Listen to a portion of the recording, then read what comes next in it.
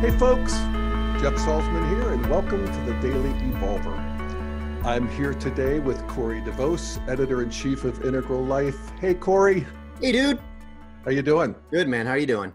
Staying out of the wind?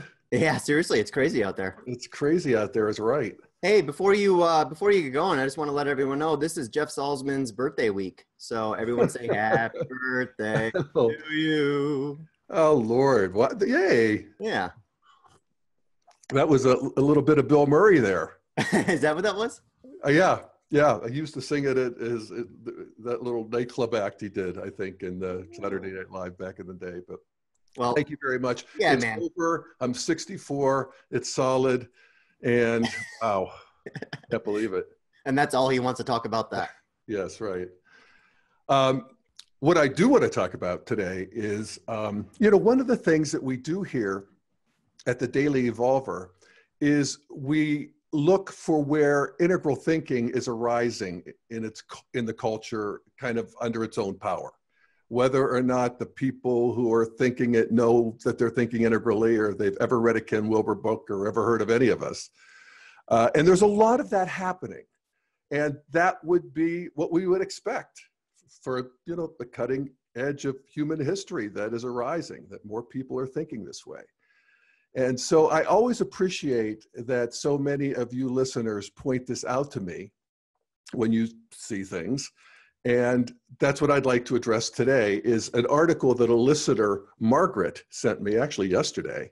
So it's a pretty current article. And she wrote, "Hey, Jeff, this has to be the most thought-provoking article I've read in ages. It certainly rings true for me. And I'd love to hear your perspective on these ideas regarding how does it read through an integral lens." So that's what I'm going to do. And the article itself is from Alternet, which is sort of a hub for leftist thinking on the web. It's a big hub. And it has, I think, 6 million visitors on a monthly basis. And one of the features of Alternet is it has a really active community of registered commentators, 30,000 of them. So there's always a lot of, good discussion. And, but, pretty lefty. So these are 4 of the headlines from Alternet today. Leading headline: "These ancient skeletons totally annihilate a right-wing talking point." The second one, this is in honor of Paul Ryan resigning this morning. It said 10 things you should know about the lunatic Ayn Rand, who was his hero, of course. Third, the GOP's contempt for education. And fourth, Trump knows he's trapped by the FBI. So this is that website. And yet, in the middle of all of this, there's an article that is titled, "Here's Why Some Progressives Are Tearing Each Other Apart." And it's written by Valerie Tarico, who I've never heard of, but I think I should in a way. I mean, I'm glad to hear of her because this article really displays a deep integral sensibility, in my opinion. Now, she may, like I said, not be aware of integral theory or adult development or any of that. She makes no mention of it, so she may not be. But she gets it. And what's extra interesting is she's not using, our lingo or, a lot of the sort of settled conditioned thinking of the integral movement. She's sort of coming at it on her own. And what's also interesting about this article is that has ignited a mini firestorm on Alternet. It has a huge comment section, 765 comments last count. And I checked it out against other, popular posts. The most popular post, by the way, most read, #1 most read: "Retired general humiliates Ivanka Trump with single tweet." And that only had 152 comments. And most of them have, maybe 50 to 100. So 765 is a lot. And she has a really interesting thesis. Again, the title is, "Here's Why Some Progressives Are Tearing Each Other Apart." And her thesis is that the progressive movement consists of 2 groups telling two different stories. And again, very aligned with integral thinking, and I'll sort that out as we go along. But she sort of ties it to the idea that human beings are storytellers and that these stories are really important. And here's what she says. Human beings are storytellers. Stories help us make meaning of events around us and figure out what to care about. She says, political movements, like other groups, organize themselves around stories. Grand narratives scripted to answer questions such as these. What is the plot of history? Who matters? Who are the heroes and villains? And who do they protect or hurt? What is our quest? What is our promised land? And how do we get there? And I think that is a very beautiful way of talking about these ultimate questions as we ask ourselves as we build our culture. She also writes, she says, sometimes this might be better phrased in more selfish terms. Who is in our tribe and how do we come out on top? And then I think she has a very sort of integral sort of way of even sorting these two things out, you know, the ideology and the self-interest. She says, idealism and self-interest get mixed together. And because we humans are so centered in our own experience and so good at self-deception, it can be difficult to tell the difference. But within the stories that organize our thinking, we all see ourselves as the good guys, even if history will later disagree. And, you know, I love that. You know, I would quibble and argue and I'd say, well, stories, it's really structures of consciousness. It's actually what we're able to see and how we're able to process what we see, and how, you know, how we do that determines the stories we're even capable of hearing. And, you know, we have different antennae at different structures of consciousness for different stories. And I want to get all developmental and sort of correct her on that and add this bigger dimension. But, you know, honestly, I think hers is probably a better way to take it to the streets. Yeah, I think it's probably a more skillful absolutely way. Skillful means. In fact, I was talking to a friend of mine the other day, and I was talking about, you know, these world spaces and worldviews and, you know, the cognitive line and structures of consciousness, and talking about the mind body, you know, and how we think in terms of our mind and body both. And she stopped me. She said, this is where you're losing me. She said, this is way too new age. So, you know, I think, like you said, Corey, it's skillful means. And the truth is, we do tell different stories at the different structures of consciousness. So she's right. So she goes on to identify the three big stories. The article at hand here is about the two stories that are sort of on the left, but she also has a different article that I linked back to where she talks about the first story, which is what she calls the ancestral story. And this is very much aligned with integral thinking around traditionalism, or the amber altitude of development. And she just describes it simply. She says, this is where God is in his heaven and his appointed authorities are in their appointed positions, and all is well with the world. Hierarchy provides order and stability, and each of us has his or her place in the proper order of things. Heaven on earth, or as close as we can get it, is when everybody recognizes and lives properly in accordance with these divinely appointed roles and rules. And this is basically the hierarchies that, you know, are all pre-modern, and all pre-modern life is built on some version of these.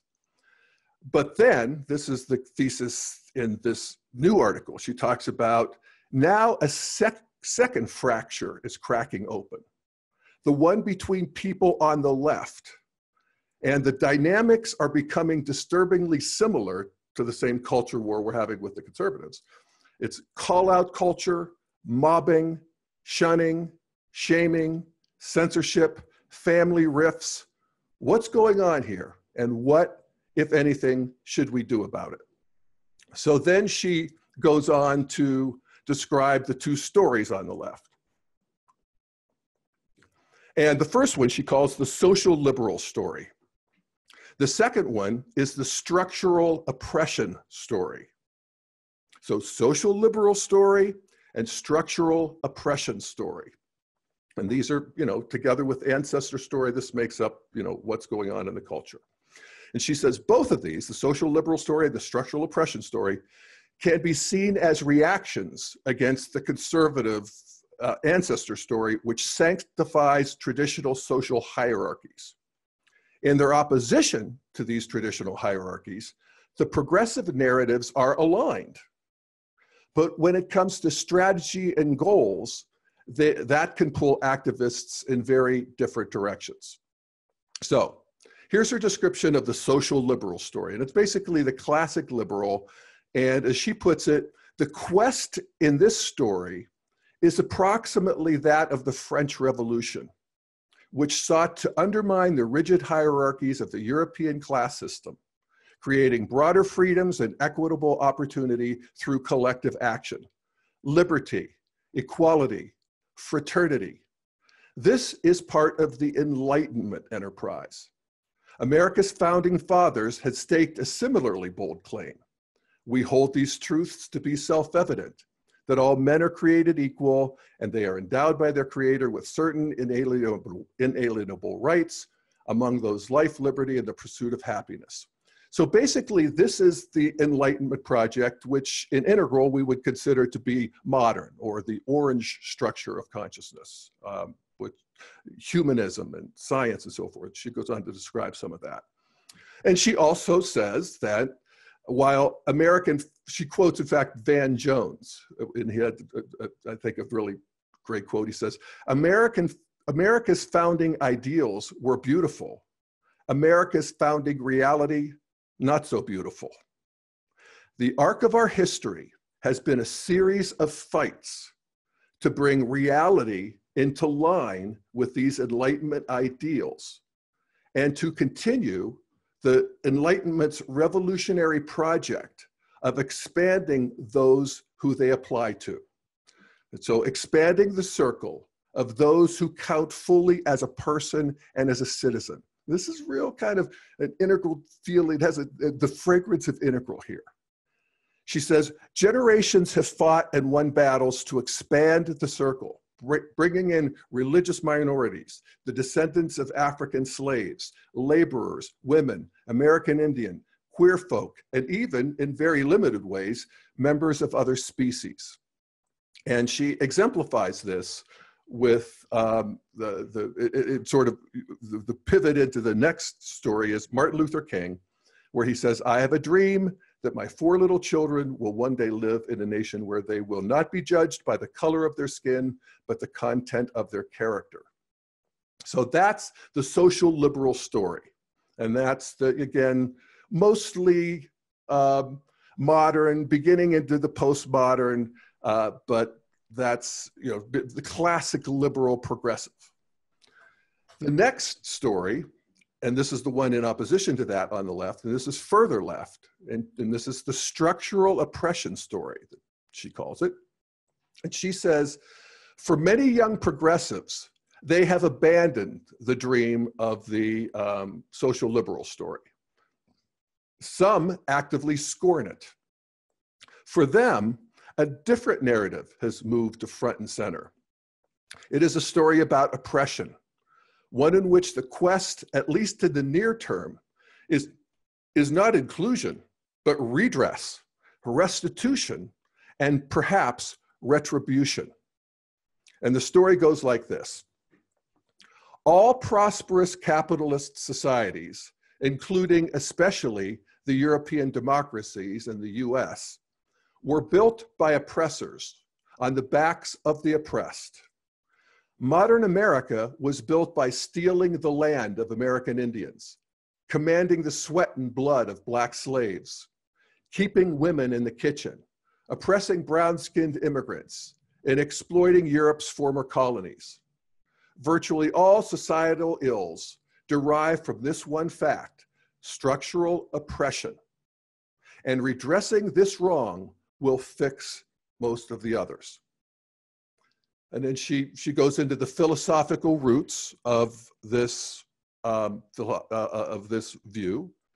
And she says, if the social liberal and structural oppression stories sound different, that's because they are different.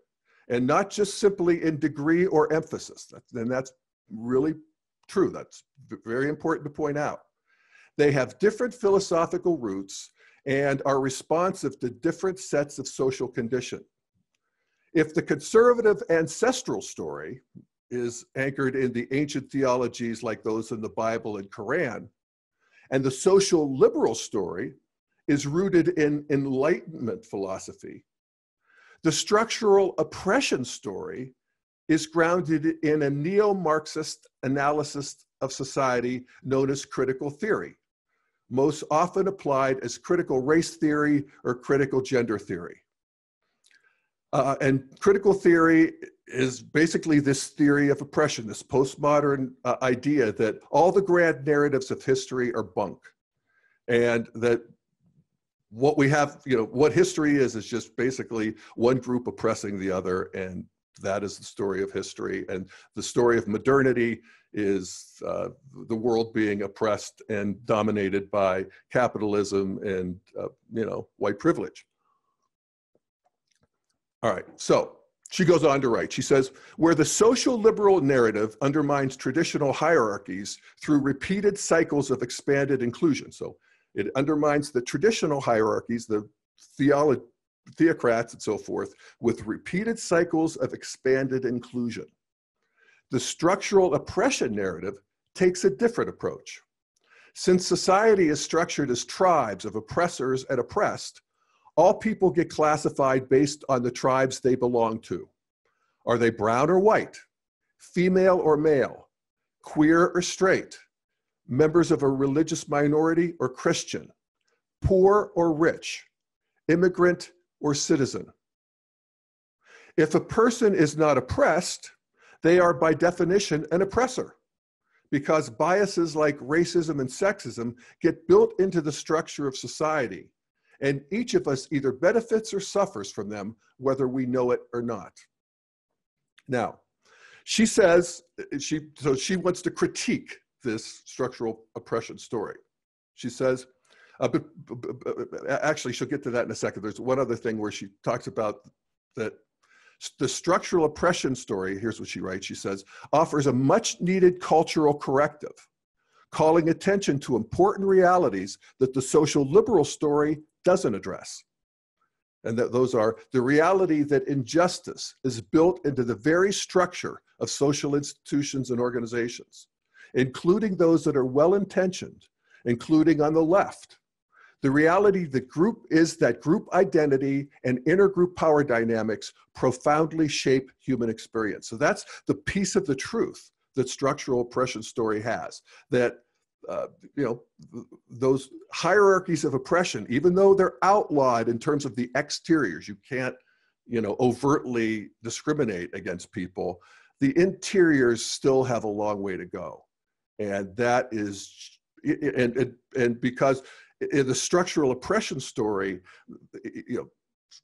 emerges in the green meme, part of another big feature of the green meme is a sensitivity, and particularly a sensitivity to those who have been left out. And that's a very real thing. That's a new world that we live in when we move into the green meme. So here's the critique of the structural oppression story, according to Valerie Tarico here. She says, the first danger is that it's monoperspectival. That's my word, but like the ancestral story, it believes that its way is the right way and the only right way. And she says, I think when the structural oppression story is treated as the true story of human history, it replaces one set of incomplete truths with another and pulls thinking and behavior in directions that are strikingly conservative. And then she does, she really sticks her neck out here. She says, a core similarity between the conservative ancestral story and the structural oppression story is that both focus on people as representatives of groups or kinds, rather than as individuals or representatives of the human species at large. Conservatives seek to secure power and well-being for those who have traditionally held it, and anti-oppression activists seek power for those who have not. And so it's a sort of a turning over of the dominator hierarchy. And she goes into a lot of examples of how that's true that you could read the article. But so that's her one critique. The second is that, like the ancestral story, the social activist, the anti-oppression, the structural oppression story attacks rationality, attacks the Enlightenment way of knowing, as she puts it. And that's true. You know, from the ancestral, the Enlightenment denies religion, you know, and from a structural oppression, it uses reason for oppression. So both, as she writes, both mistrust the Enlightenment way of knowing, which relies heavily on reason and empiricism, including the process of data aggregation and hypothesis testing that we call science. Neither religious faith nor subjective experience is accountable. And I want to pause there. Neither religious faith, and that's the ancestral story, or subjective experience of the anti-oppression story, neither of those is accountable. Both are untouchable from the standpoint of the scientific method, which, because humans are so prone to confirmatory thinking, has been called, quote, what we know about how not to fool ourselves. That's the description of science, what we know about how not to fool ourselves. In the absence of a shared agreement about epistemology, or how we decide what is even real, we have no means of converging on a shared set of facts. So that's a very good teasing apart, I think, of really the three structures of consciousness that are engaged in the culture war right now.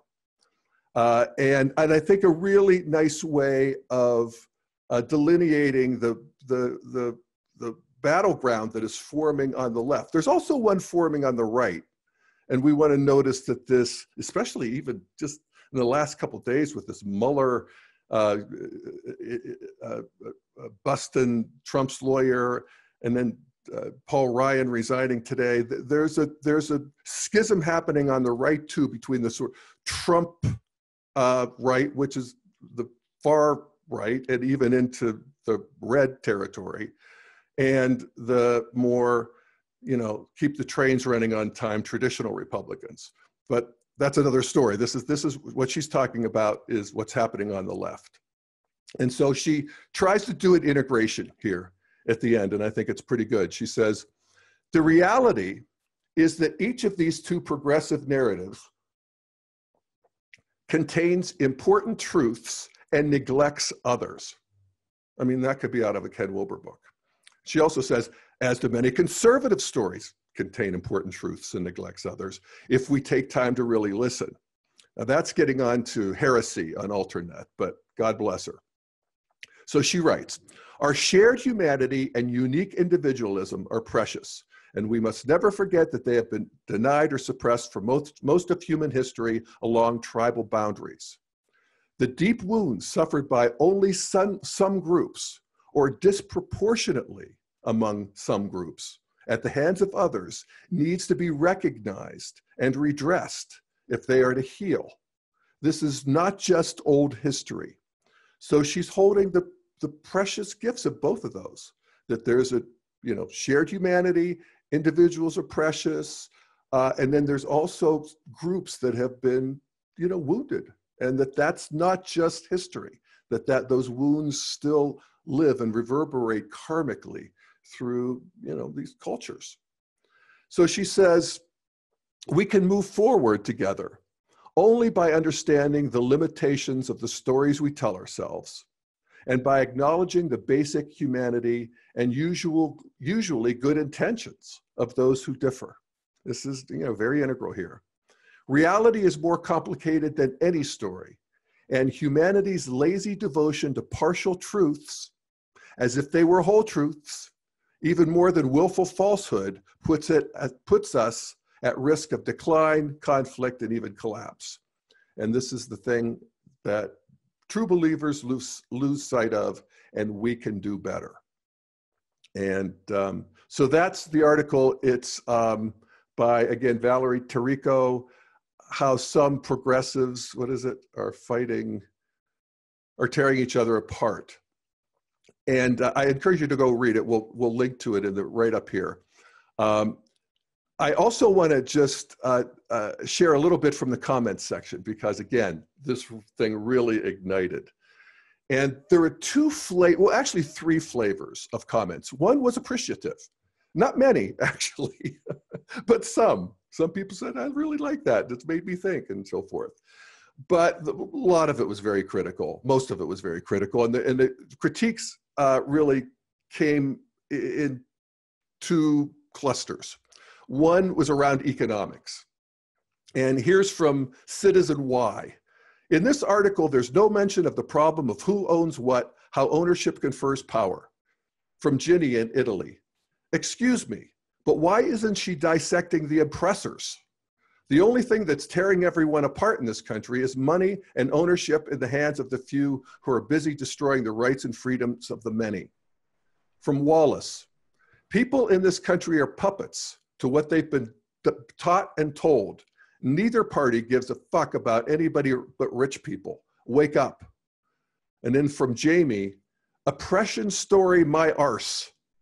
The socialism-leading anti-war left should depose the central Democrat and Republican oligarchy-serving, warmongering cabal in Washington for decency, with anti-war and anti-empire libertarians, socialists, independents, and conservatives. So kind of an integral comment in his own way there.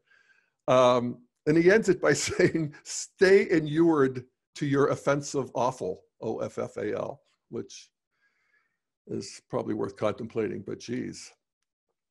And so that's the economic piece. And I have to think that, I think there's that's a legitimate critique of this article. She really just doesn't get into the oligarchy in a way. And I did a talk with Tom Curran last week that I'm going to publish here this week on a nonprofit that he's starting called Change the Rules, which is very different from this article. It's a very practical thing about how to change the rules of politics in doable ways. And he makes the point that although, most people bemoan polarization, and those of us who are subject to it feel like, the system isn't working at all, that actually for the players, for the politicians and all of the people at the think tanks and all of the lobbyists and all of the people who, give money to the politicians, it's actually working great. And so that's a really legitimate argument. And as I said, this one I did with Tom Curran gets into that in a real granular way. So anyway, that's the economic piece, I think a legitimate criticism. The other piece is, really the bullseye of what she's talking about. And that's the cultural piece. And from Jalen, he writes, and this is, 4 paragraphs, but, it hits me right between the eyes. I take it quite personally, actually, but he writes, tripe, puritanical call-out culture. The person with whom you spent hours at a political meeting will be the person tisking about whether you're a vegan and then spreading gossip about your parenting skills. Don't project that shit onto the rest of us leftists. I hate Seattleites and Portlanders.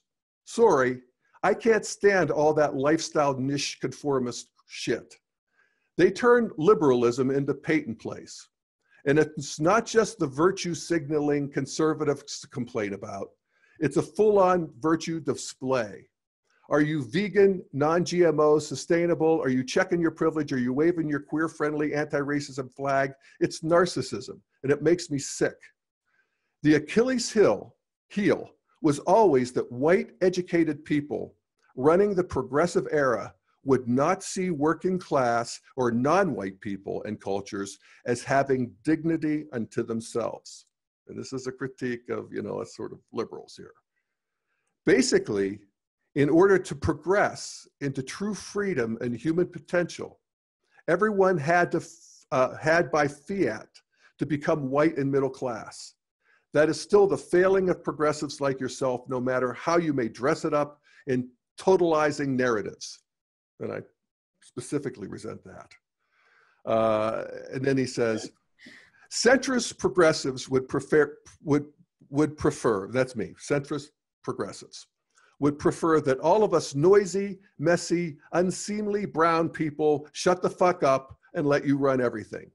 Too bad. You don't get it. I don't want to be white. I'll work with white leftists or any other color, but I don't really want to hang out with pitched up perfectionists, white chicks who gossip about my dietary habits. I have my own culture. I don't want yours. So, damn. You know, so it kind of makes me want to say, if I can't, you know, what are we doing here? So, but that is a, you know, a very, you know, powerful statement from that, you know, social oppression wing of the party. And, you know, part of my job, and I think a lot of our job here, is, you know, especially for the more, you know, traditional progressives, is that these are deeply held beliefs that have legitimacy, and they are held by our brothers and sisters for reasons that make sense to them, and for reasons that are indeed good, true, and beautiful by their lights. And that's, you know, sort of, you know, takes the solidity out of our ideologies. And I always love the Buddhist teachings about that there's really no ground ultimately to rest on, and that this is a moving system of impermanence, and we want to expand to include as much of it as we can. So I love that article. I encourage you to read it. And, you know, it's as integral as anything I've seen in a while. What do you think in there, Mr. Corey? Yeah, I got a few thoughts. Well, first off, I also thought it was a fantastic article. You know, like you, I always appreciate it when I find articles like this that really resonate with integral thought in a lot of ways, you know, without necessarily being pushed through an integral lens.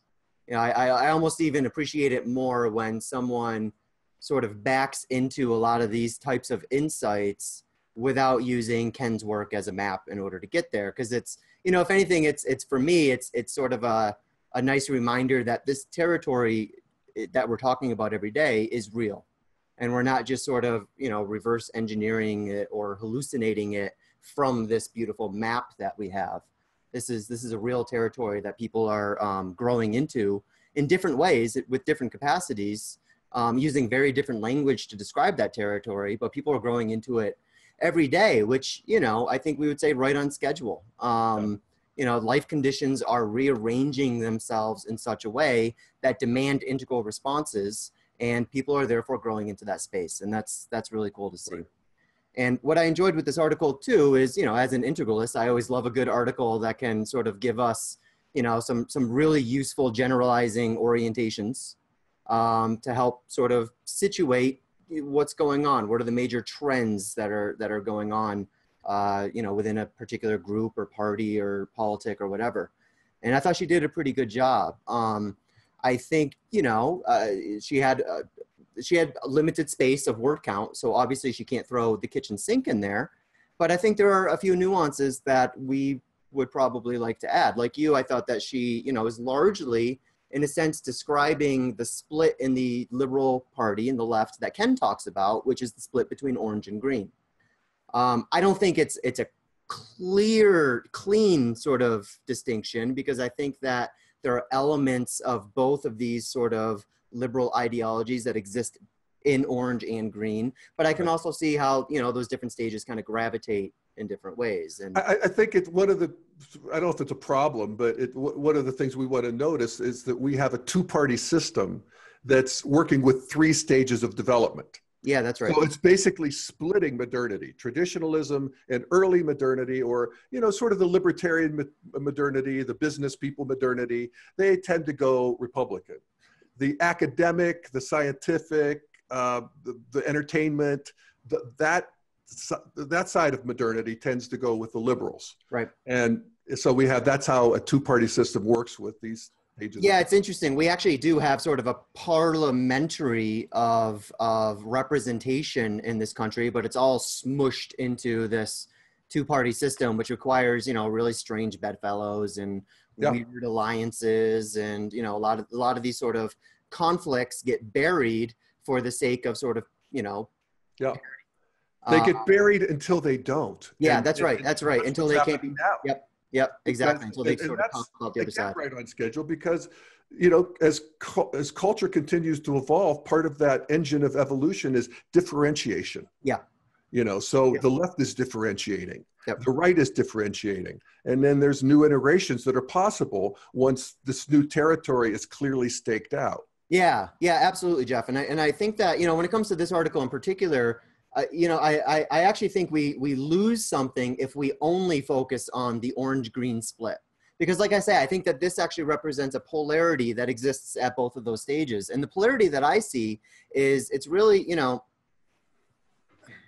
I think there's sort of a clash. There's a deeper clash here, which is actually a clash between karma and creativity, right? So the social liberals are often pushing for to help engineer novel emergence. They want bigger, better, more inclusive, more universal systems that haven't existed historically, but they know are within our potential. They know they're within reach. They know that we can sort of reach up and pluck these down if we can just muster sort of the political will and, you know, the clean conscience that we need in order to even see those possibilities in the first place. And they often do so using, you know, the language of negative rights in order to sort of establish that more egalitarian, you know, utopia that they're looking to achieve. Whereas, you know, I think that the structural oppressionists out there are really, you know, they're not looking at novelty, they're not looking at creativity as much as they're looking at redressing our karma, our inherited karma. You know, in order to, you know, we know that we have systemic issues, systemic indigestion, if you will, that needs to be routed out, and we need to sort of, you know, cast some daylight onto these oppressive systems that we've inherited, you know, largely by no fault of ours, right? But we haven't really done a good, in their view, we haven't done a good enough job of pushing that through a more 21st century filter to get rid of those kind of, you know, oppressive qualities that are still in there. So it's really, you know, I think that the left is served by having this dynamic between karma and creativity, sort of looking into the future and also redressing the past. I think that's a good thing. And I think that dynamic exists for both orange and green. And the other thing I think is a little bit, I think can be a little bit dangerous about only going with the orange versus green narrative is that I think that the stories, as she describes them, these sort of the narratives, the views of each of these factions of the Liberal Party are in a lot of ways sustained by orange thinkers and green thinkers. But, you know, when you read through those comments, when I read through any comments section for any of these, you know, sort of big thought articles, it's always a fairly painful reminder that there's the ideologies, there's these narratives, and then there's all the individuals that are enacting these narratives in very different ways. And it's a reminder whenever I look at comments section that many, if not most of the people who use this kind of language from either of these factions aren't necessarily themselves capable of thinking orange or thinking green. Right. A lot of them are actually still very amber in terms of their self-development, but they've inherited all of these signifiers and idioms from these cultural artifacts, you know, over decades, which sort of reformats their language and can make them sound very liberal sounding. But what they're actually doing is using liberal idioms, liberal, you know, semiotics in order to reinforce their, you know, amber groupthink and their new oppressor hierarchy. That's right. Basically, yeah. And Ken talks about, you know, how particularly green is a sitting duck for red. Yeah. Because, you know, it doesn't really have absolute truth. It wants to bring in everybody, and it wants to particularly bring in the people who have been oppressed. And, you know, sometimes they get taken over. That's right. by the red impulses that are out there, and also the sort of amber impulses that have a totalitarian view of how things should be, and still see the world as amber does, and particularly red does, as just basically power dynamics, nothing more. That's right. Yeah, and I really appreciate how she was actively trying to recognize and integrate the wisdom of both of these factions, because they do have wisdom. And when left to their own devices, they tend to sort of make the problem even worse, right? Notice is a lot of the people who are big proponents of conspiracy theories, deep state stuff, Alex Jones type stuff, a lot of these people also simultaneously post a lot of memes that criticize the sort of the structural oppression view, right? So they make fun of a lot of these views. But what's sort of ironic to me is that the conspiracy theorists themselves are subscribing to an even more sinister theory of oppression, right? That there's literally some group of usually white old men who have their thumbs on reality and are limiting, what these people can do with these individuals can do with their lives because of this massive top-down sort of Orwellian oppression that is, being pushed on their heads. So I find that a little bit ironic that there's a rejection of one sort of narrative of oppression and a, pretty big embrace of an even deeper, and I would say not as substantial, or at least not as substantiated form. Yep. Well, I think one of the things that we could do at Integral is see just all of that. Yeah, I agree. And the expansion that takes place, and we want to be careful about this and not glib about this, but at some point we identify with humanity. That's right. And if we look at the history of humanity, it's a fucking catastrophe. Yep. An evolving catastrophe. And we have entered a new phase where there is a remarkable emergence of peace, prosperity, decency, equality, all of the stuff that we value so much. And while we want to continue to move the ball there, because we're not done, we also want to appreciate that, boy, how far we've come. Jeez. Yeah. So absolutely. And I think this woman really, nails that. And yeah, I think she did a great job. And my hope for sort of where this goes from here, especially in the social media sort of post-truth age that we're in, is my concern is often with the Liberal Party that their concerns are they're very justified concerns, are usually around changing the deep structures of our society. Either they want to push the deep structures in a certain direction, or they want to prevent them from being pushed in another direction. And the concern that I often have for the left of today is that they're trying to get at these deep structures largely through surface structures. So largely through, things like political correctness and identity politics and intersectionalism and, all these things that are really only addressing these surface level pressures, which are themselves symptomatic of a deeper, sort of issue that's real and is really taking place.